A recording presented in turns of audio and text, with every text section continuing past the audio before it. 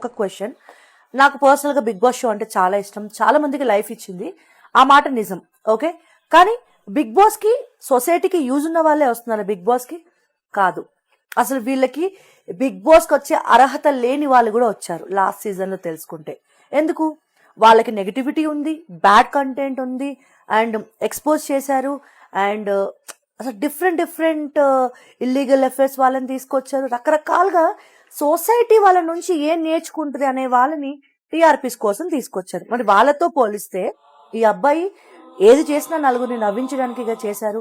So ఇలాంటి షోకి పిలిపించి అతన్ని ఏడిపించడం నాకు చాలా బాధగా అనిపించింది. అఫ్ కోర్స్ ఈ ఉప్పల్ బాలు వాళ్ళ బ్యాచ్ లో కొంచెం గలీజ్ కంటెంట్ చేస్తూ ఉంటారు వేరే వాళ్ళు.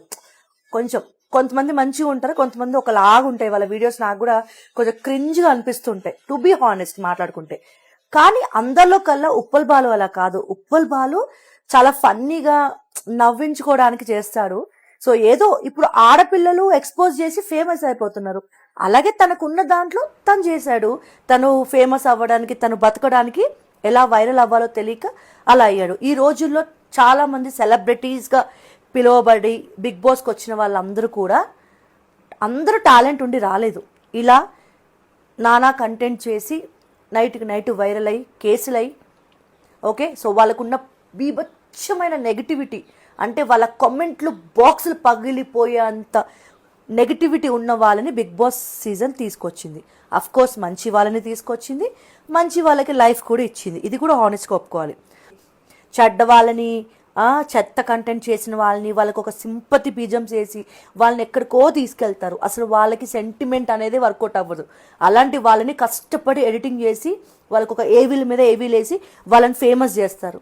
బట్ ఎందుకు ఇలాంటి వాళ్ళని ఎందుకు ఇట్లా తొక్కేస్తారు, ఇలా మాటలతో బాధ పెడతారు? తప్పు కదా. సో నాకైతే నచ్చలేదు. నేను చాలా డేస్ తర్వాత ర్యాండమ్గా వీడియో చేసి పెట్టాలనిపించి ర్యాండమ్గా వీడియో చేసి పెడుతున్నాను. సో నాకైతే నచ్చలేదు. And Uppal Balu, take it ఈజీరా, నువ్వేం ఫీల్ అవ్వకు, నీ ప్రయత్నంలో నువ్వు వెళ్ళు, నీకు మంచి మూవీస్ ఆఫర్స్ వస్తాయి, బీ స్ట్రాంగ్. ఓకే.